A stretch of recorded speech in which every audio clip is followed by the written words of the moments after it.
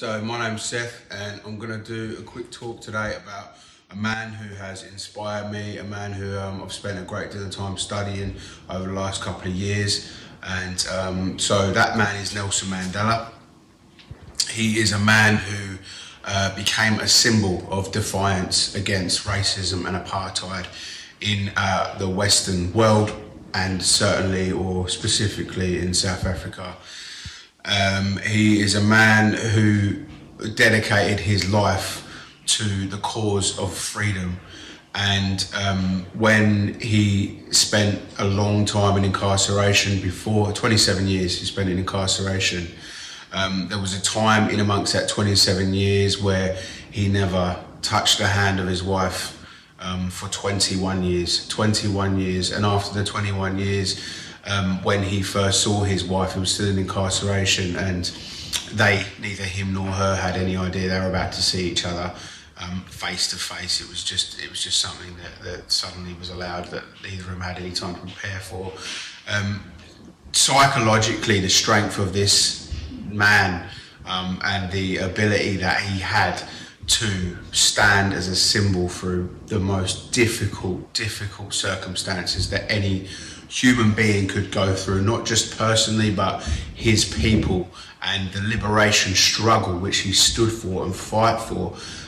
The man was, prior to his time in prison, he spent 4 years as an outlaw underground, and he would go around and he would speak about liberation and freedom and equality, and he would inspire the people, and as an act of defiance against such a brutal government. And so what an inspirational person. His name, it means troublemaker. You know, his father prophesied the one who shakes the branch, you know, from a young age, from a childhood, from a baby, you know, he was prophesied. And you know what, he did go on to shake the branch, and he shake the branch of the whole world.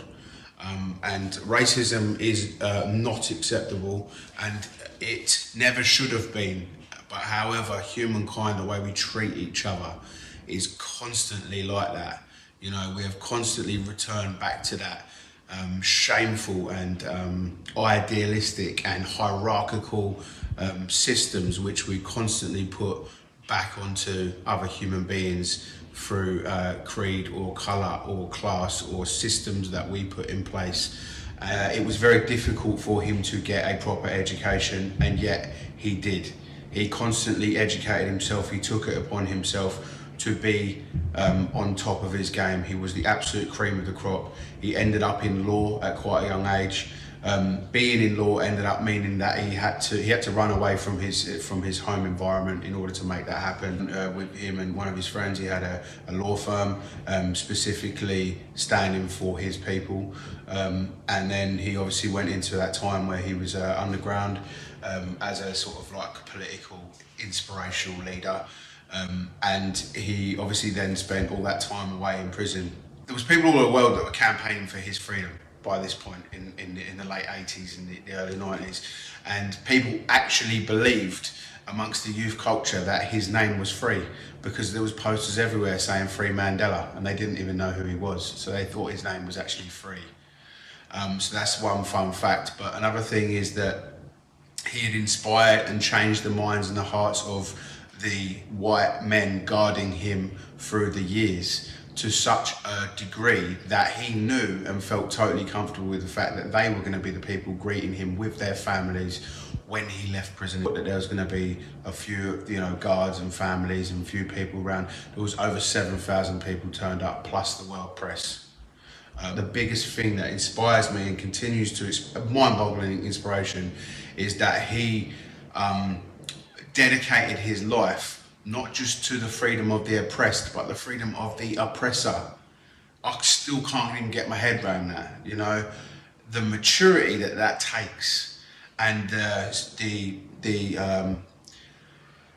broad horizon perspective that actually takes in order to liberate the oppressor and not just the oppressed, to dedicate your life liberation of the oppressor and not just the oppressed. I'm just hugely inspired by Nelson Mandela. You, at the very least, if you've got time in your life, check out a book called The Long Walk to Freedom. There's a long version of it, which is absolutely an astonishing piece of literature.